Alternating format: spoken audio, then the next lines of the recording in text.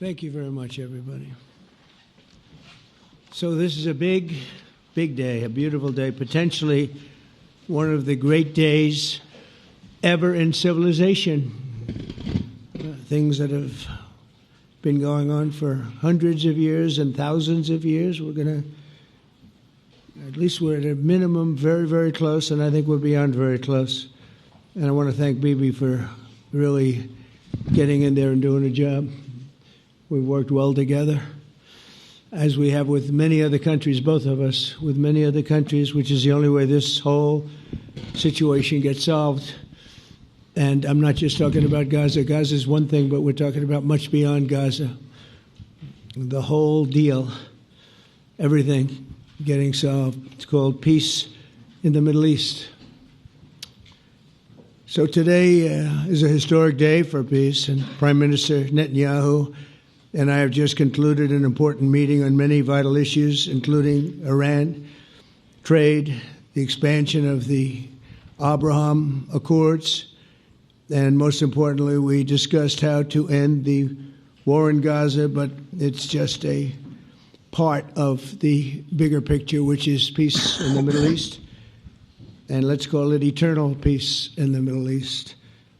So this is far more than anybody expected, but the level of support that I've had from the nations in the Middle East and surrounding Israel and neighbors of Israel has been incredible, incredible. Every single one of them. This afternoon, after extensive consultation with our friends and partners throughout the region, I'm formally releasing our principles for peace, which people have really liked, I must say. And these are done not just routinely done, these are done with total consideration and working with the nations that we're talking about. All of these nations have made contributions to those suggestions. I want to thank the leaders of many Arab and Muslim nations for their tremendous support in developing the proposal, along with many of our allies in Europe. Europe has been very much involved, and as I was called by many of the European leaders, most of them saying, "Is this true? Are you really doing peace in the Middle East? This is the most incredible thing we've heard." Some think it's the biggest thing they've ever heard. They called just to find out, was it just a rumor or is it actually done? And then they said, have you spoken to the Arab leaders? Have you spoken to all of the other leaders that we have to get? A lot of people involved in this one. I also want to thank Prime Minister Netanyahu for agreeing to the plan and for trusting that if we work together, we can bring an end to the death and destruction that we've seen for so many years, decades, even centuries, and begin a new chapter of security, peace, and prosperity for the entire region. And I want to just say that my meetings and dialogue that we had with so many countries, Saudi Arabia as an example, the king is a phenomenal person. The Emir of Qatar, he's incredible people. UAE, and that's MBZ and ABZ. We're totally involved. These are the people that we've been dealing with and who've been actually very much involved in this negotiation, giving us ideas, things they can live with, things they can't live with. Pretty complex. I mean, after 2,000, 3,000 years, whatever it is, I guess it's got to be a little complex, or it would have been done a long time ago. The King of Jordan was with us, as you know, in the United Nations. The President of Turkey, President Erdogan, is a friend of mine, a strong man, but a good man. President of Indonesia, somebody who's an amazing leader, Prabowo. He is an amazing leader and respected by everybody. He was in the room with us. We were together with most of these people that I'm mentioning. Others were by phone or the next day. The Prime Minister and the Field Marshal of Pakistan, they were with us right from the beginning. Incredible. In fact, they just put out a statement that they fully believe in this pact. It just came out just as I was walking around. They said, sir, you have a big notice from the Prime Minister of Pakistan and from the Field Marshal that they back this 100%. President El-Sisi of Egypt, who's terrific. And these are people I've gotten to know over the years. I mean, I would say it started around 2015 and then went into 2016 when the presidency officially began. But I've known him actually for a long time, and there are in many cases really great men. I can't say in all cases, but I will tell you in many cases they're great men and some great women too. They tend to be mostly men, however, I will say that. But if accepted by Hamas, this proposal calls for the release of all remaining hostages immediately, but in no case more than 72 hours. So the hostages are coming back, and I hate even saying this from the standpoint, doesn't sound right, but it is so important to the parents. The bodies of the young men, I believe in almost all cases, the young men are coming back immediately. I met with parents. The parents felt as strongly about getting the body of their dead boy back as they did as though the boy were alive and well. It's so important to them. And it means the immediate end to the war itself, not just Gaza.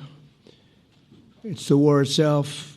Under the plan, Arab and Muslim countries have committed, and in writing in many cases, but I actually would take their word for it. The people I mentioned, I'd take their word for it, to demilitarize Gaza, and that's quickly. Decommission the military capabilities of Hamas and all other terror organizations. Do that immediately. And we're relying on the countries that I named and others to deal with Hamas. And I'm hearing that Hamas wants to get this done too, and that's a good thing. And destroy all terror infrastructure, including the tunnels, weapons of production facilities. They have a lot of production facilities that we're destroying. They'll also help train local police forces in the areas that we're discussing right now, in particular in and around Gaza, working with the new transitional authority in Gaza. All parties will agree on a timeline for Israeli forces to withdraw in phases. They'll be withdrawing in phases. No more shooting, hopefully. As progress is made toward achieving these goals, Arab and Muslim nations need to be allowed the chance to fulfill these commitments of dealing with Hamas. They have to deal with them because they were the one group that we have not dealt with. I haven't dealt with them.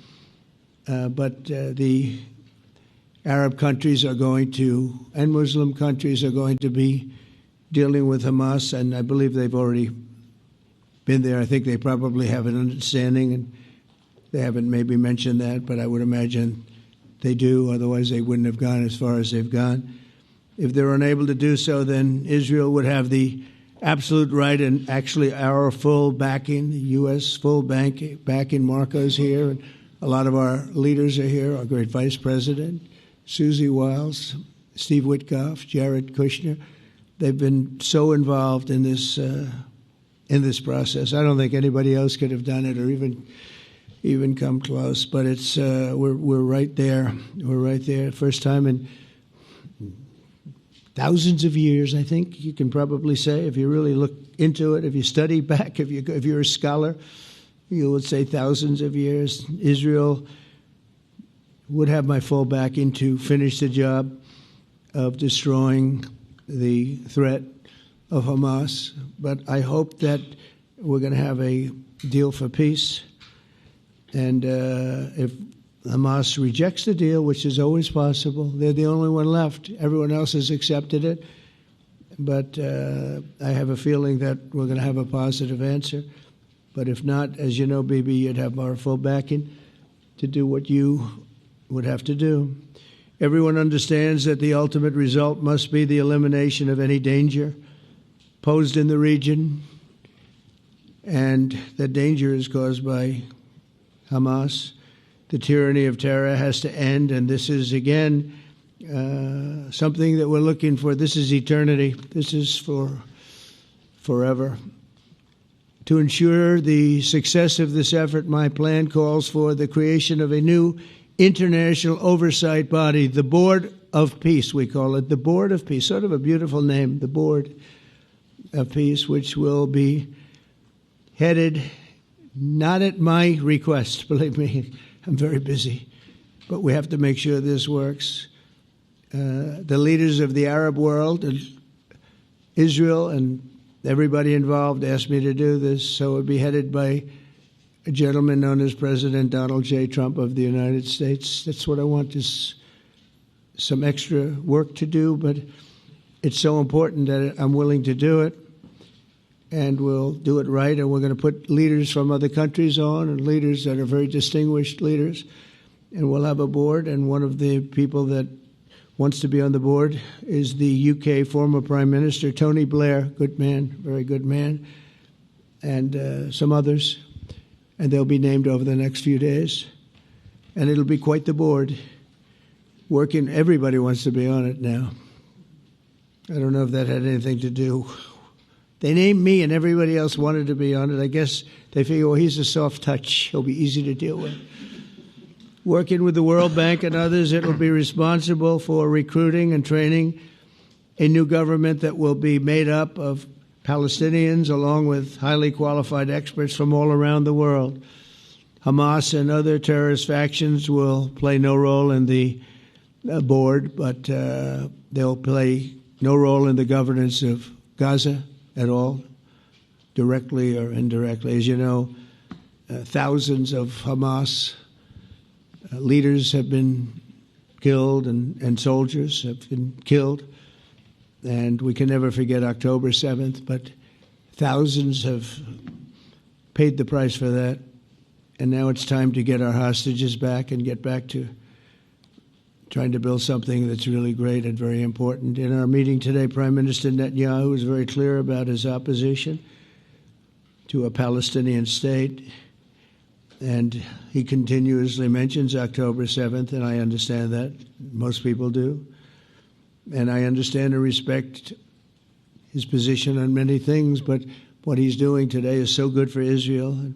I notice that they have large crowds gathering in Israel all the time, and they have my name up. They like me for whatever reason, maybe I don't know, but they do like me. But they say two things: please get the hostages back, and please end the war. They've had it. It's had it. So I think it's a very popular thing you do, because he's a warrior. He doesn't know about getting back to a normal way of life, but he is a warrior, and Israel's lucky to have him. But now the people want to get back to peace. They want to get back to normalization in a true sense. Several countries have foolishly recognized the Palestinian state. As you know, some of our European friends, allies, good people, but they're really, I think, doing that because they're very tired of what's going on for so many decades. They've been presidents and prime ministers for years, and during this time, having to do with the Middle East, all they're doing is talking about the same thing over and over. They want to see it get back. And nobody wants that more than me, or I believe Bibi too. But the people of Israel want it. They really want it. They want the hostages back. That includes the probably 32 bodies that we're talking about, 20 people that are living, 32 or so people that are dead, and they want to have peace. So let us not forget how we got here. Hamas was elected by the Palestinian people. Israel withdrew from Gaza thinking they would live in peace. Remember that a long time ago? They withdrew. They said, you take it. This is our contribution to peace. But that didn't work out. That didn't work out. It was the opposite of peace. They pulled away. They let them have it. And I never forgot that, because I said, that doesn't sound like a good deal to me. As a real estate person, I mean, they gave up the ocean, right? Ron, they gave up the ocean. They said, who would do this deal? And it still didn't work out. They were very generous, actually. And they gave up the most magnificent piece of land in many ways in the Middle East. And they said, all we want to do now is have peace. And that request was not honored. Instead of building a better life for the Palestinians, Hamas diverted resources to build over 400 miles of tunnels and terror infrastructure rocket production facilities and hid their military command posts and launch sites in hospitals, schools, and mosques. So if you went after them, you'd be after them, and you wouldn't even realize you ended up knocking out a hospital or school or a mosque. A terrible thing, terrible way to have to fight. No fight is good, but that's a real bad one. So there are many Palestinians who wish to live in peace. Many. I've seen so many of them, and they have support. And I challenge the Palestinians to take responsibility for their destiny, because that's what we're giving them. We're giving them responsibility for their destiny, fully condemn and prohibit terrorism and earn their way to a brighter future. They don't want the life that they've had. They've had a rough life with Hamas. If the Palestinian Authority does not complete the reforms that I laid out in my vision for peace in 2020, they'll have only themselves to blame. We're giving them an amazing footprint, and they have amazing support from the leaders of the Arab world and the Muslim world, the great leaders. These are great leaders. These are unbelievable leaders that have built great countries and very wealthy countries. What the future holds for the Palestinians, no one really knows, but the plan that we put forward today is focused on ending the war immediately, getting all of our hostages back, getting everything back. Hard to believe when you even say it, and creating conditions for durable Israeli security and Palestinian success. Israeli security is going to be involved. We're going to help you. We'll be there with you in terms of helping with security. We want to make sure it works. We just want to make sure it works. There shouldn't be a shot fired. Now, there will be, I guess, because that's the way it seems to be, but there shouldn't have to be within a few days. There shouldn't have to be a shot fired. And maybe for eternity. Wouldn't that be nice? I hope it's true. I can tell you the leadership of that region feels that there's a good chance of it being true. So this will lead to this agreement that we're talking about will lead to a sustainable long-term peace. No president in history has been a greater friend of the state of Israel than I have, in addition to negotiating the Abraham Accords. I like to say it that way because the real people, that's what they call Abraham. I would say Abraham, but it's so much nicer when you say Abraham.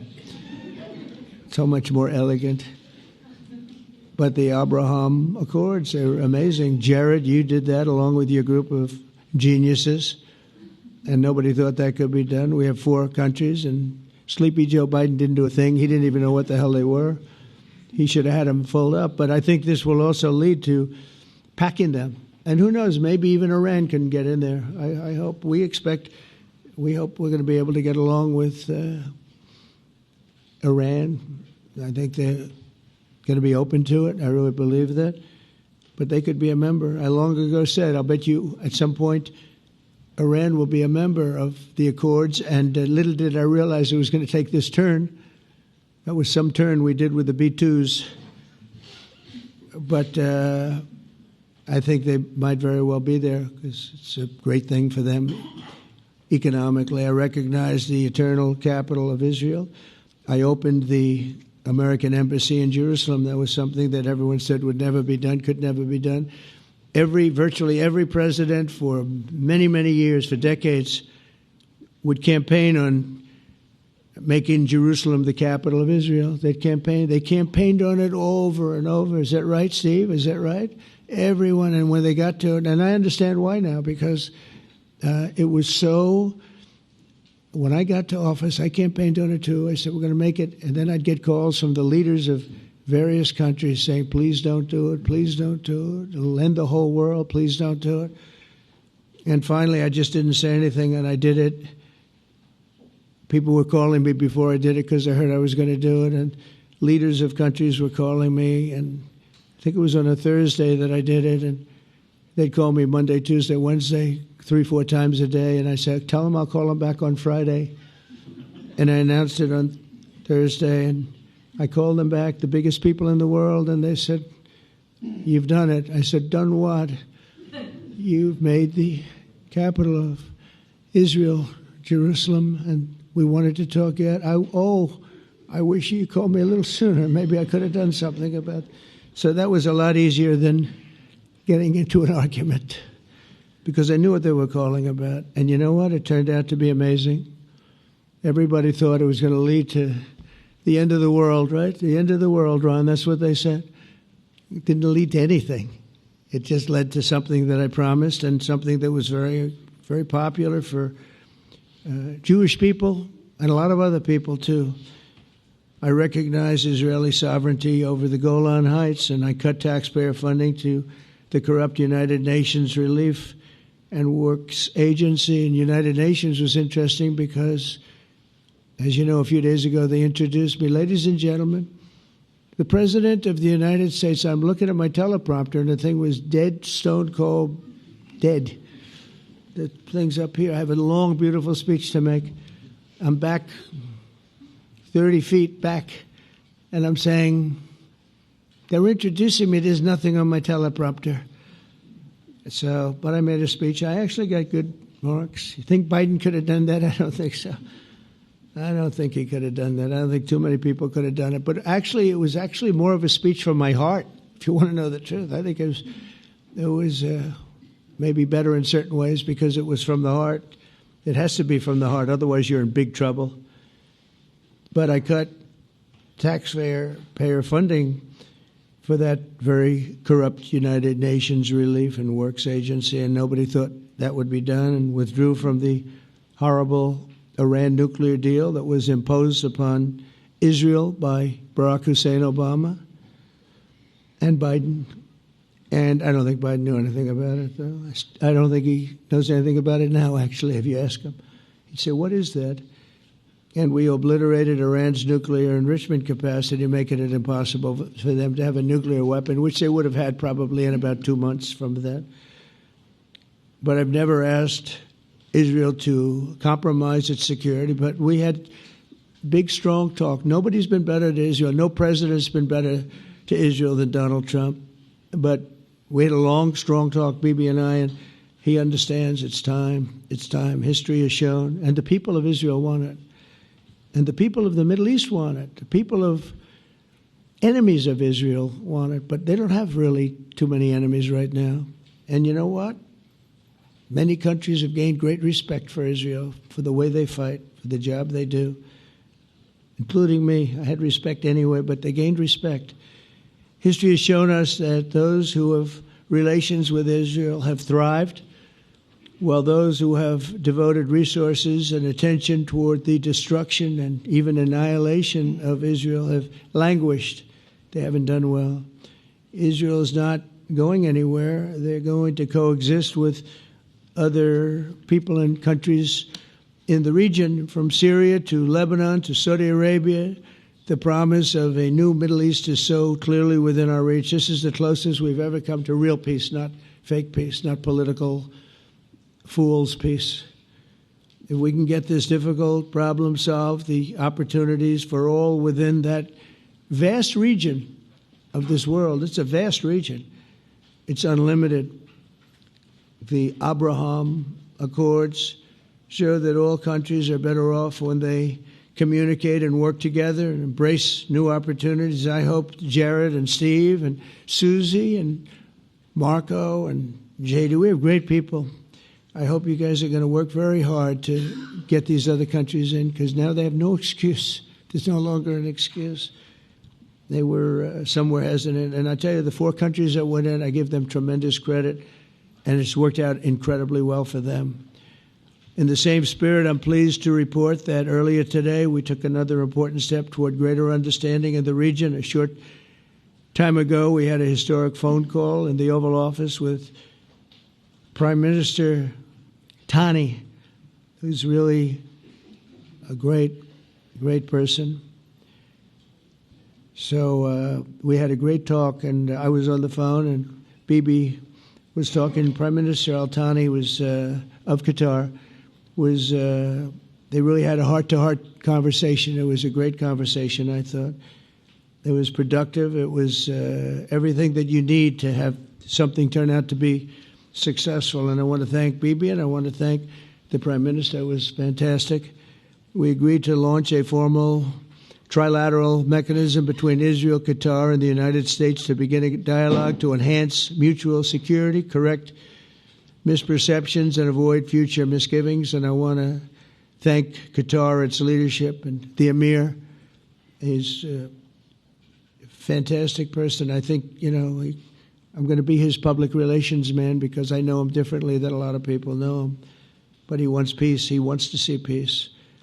And its people, and they really acknowledge the critical role that they've played as mediator. And again, we're not quite finished. We have to get Hamas, but I think they're going to be able to do that. So now it's time for Hamas to accept the terms of the plan that we've put forward today. And again, this is a different Hamas than we were dealing with because I guess over 20,000 have been killed. Their leadership has been killed 3 times over. So you're really dealing with different people than we've been dealing with over the last 4 years, 5 years. Everyone has done their part and come to the table in good faith. Our Arab and Muslim partners are fully prepared to step up and fulfill their commitments for the benefit of the people of Gaza and the entire region. They're willing to step up and do a lot. They really are. There are a lot of good people involved.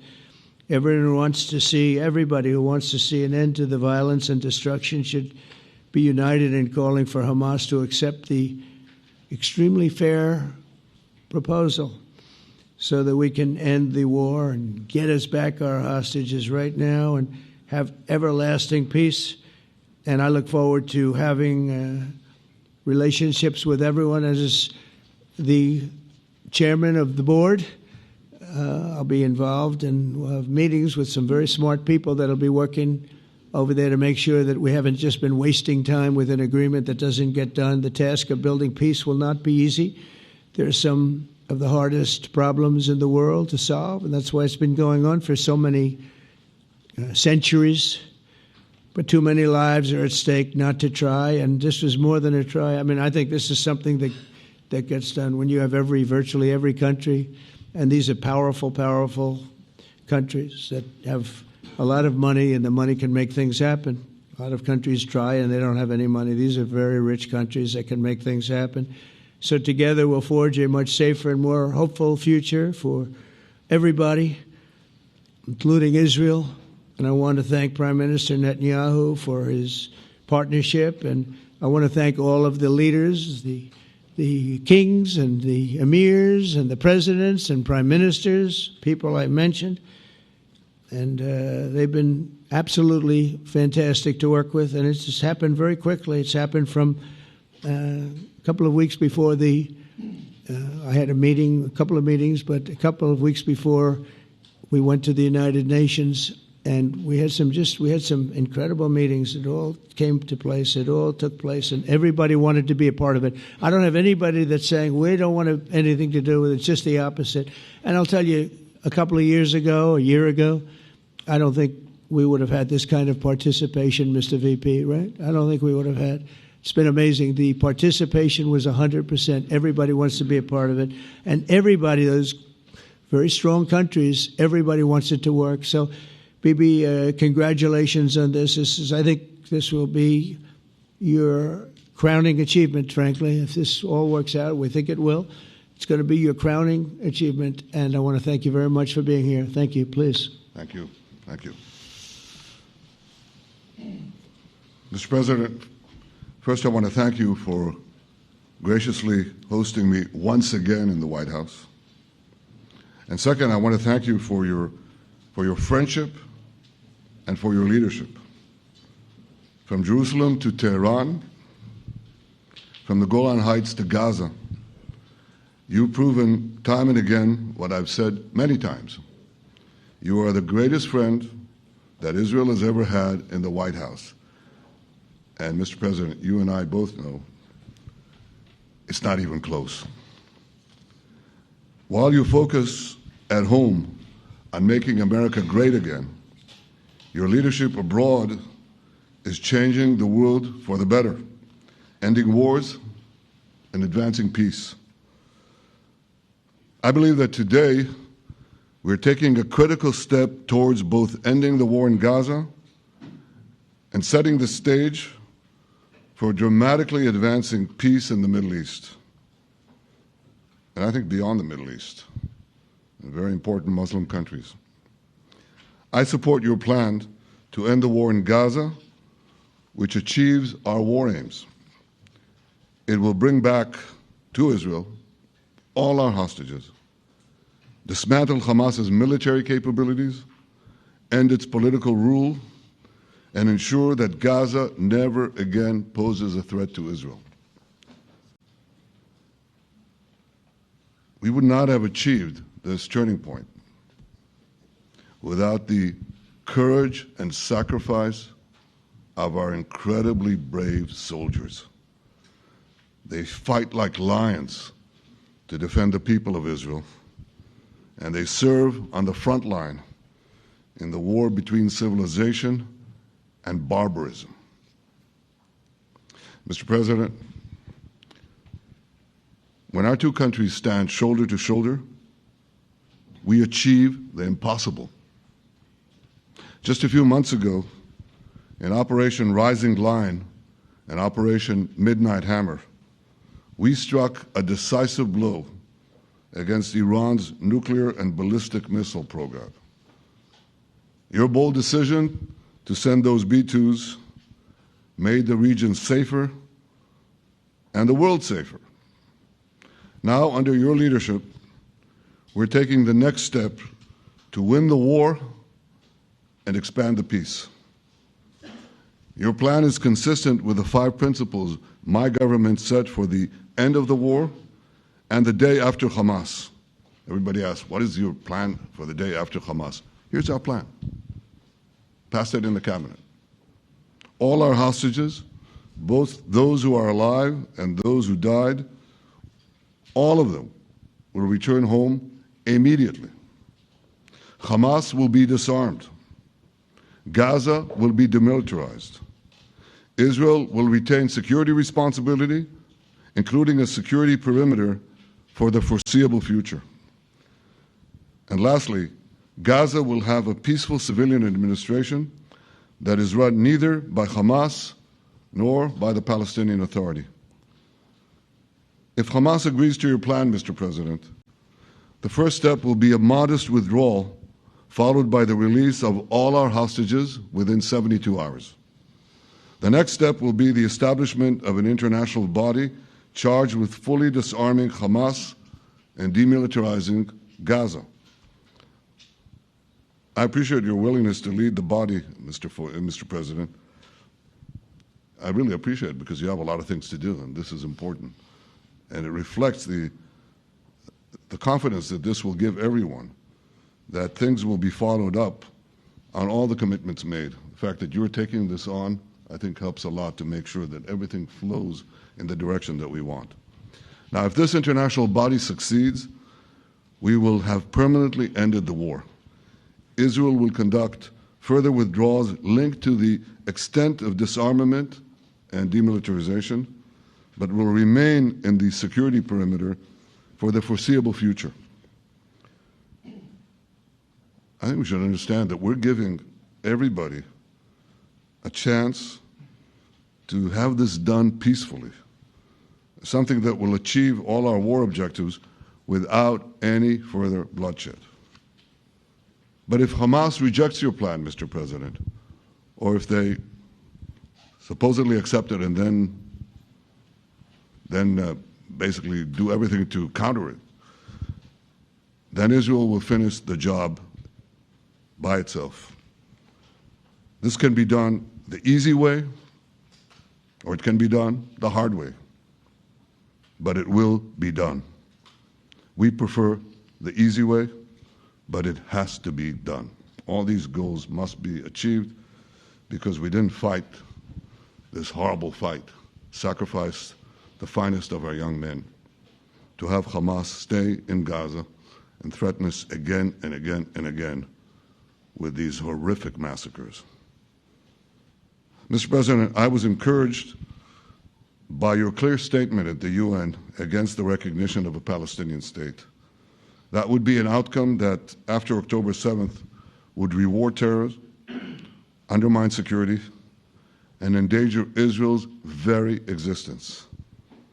As for the Palestinian Authority, I appreciate your firm position that the PA could have no role whatsoever in Gaza without undergoing a radical and genuine transformation.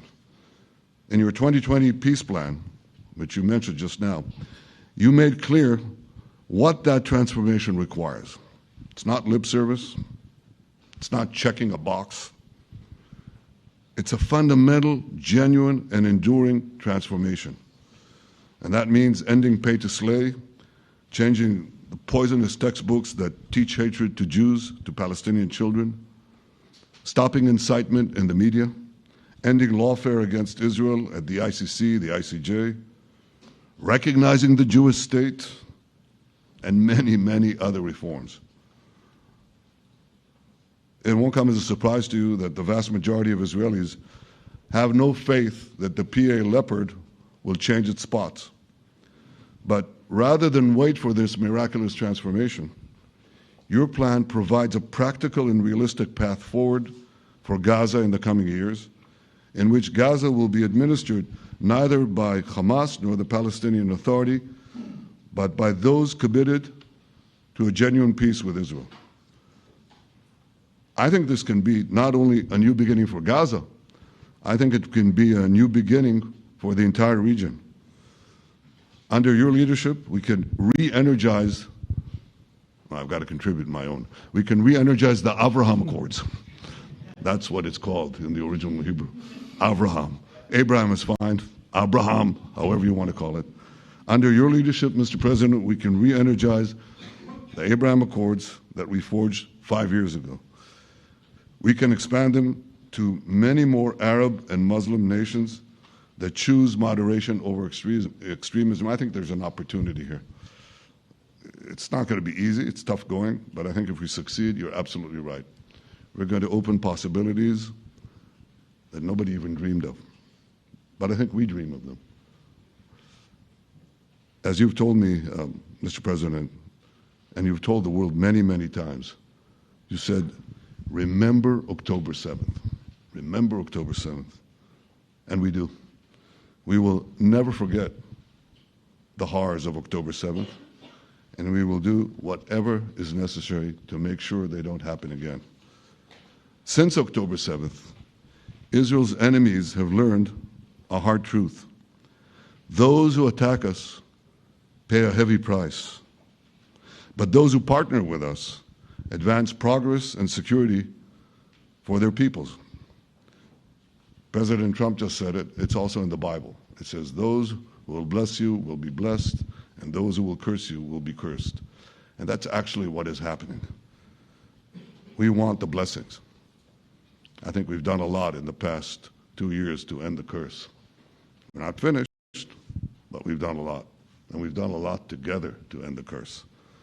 I want to thank your entire team for their efforts to get to this point. I especially want to thank Steve Witkoff and Jared Kushner for their indefatigable work to bring Israel and Arab states in the region closer together. I am deeply grateful to both of them for their work. We had a phone call today just to make it clear. I said to the Prime Minister of Qatar, Israel was targeting terrorists. It wasn't targeting Qatar. And of course, we regretted the loss of the Qatari citizen. It wasn't our target. And I very much appreciate President Trump's proposal to have a trilateral body, the United States, Israel, and Qatar, to work out respective grievances. There are quite a few. But if we could try to mitigate them or put it on a different footing, I think that'll be good for everyone. Above all the people, the fine team, and many helpers who've done this, I want to thank you, Mr. President. History has already shown that under your leadership, Israel and America can change the face of the Middle East. And today I'm hopeful that your plan to end the war in Gaza will do so again and do so soon. It will free our hostages, end Hamas's tyranny in Gaza, and enable a more secure and prosperous future for the peoples of our region. Thank you, Mr. President. May God bless America. May God bless Israel. May God bless the indispensable alliance between our countries. And may I add, in Hebrew, G'mal Chatima Tova, may we all be inscribed in the book of life. Thank you. Thank you very much, Bibi. So I think while we wait for these documents to be signed and get everybody in line, I think it maybe is not really appropriate to take questions. I'm meeting with, as you know, a couple of Democrats in a little while about the country, about keeping our country open. They're going to have to do some things because their ideas are not very good ones. They're very bad for our country. So we'll see how that works out. But this is something that was really historic today. This was something that was amazing. I think, Bibi, I mean, depending on you, I think while we're waiting for signatures and waiting for approvals from a lot of different countries that are involved in this, we probably shouldn't take questions? Or would you like to take a question or two from perhaps a friendly Israeli reporter, if there's such a thing? That's a very, very tough proposition. But I would think, Mr. President, that I would go by your instinct that this is, we'll have enough time for questions. Let's settle the issue first, I think. Thank you very much, everybody. Thank you.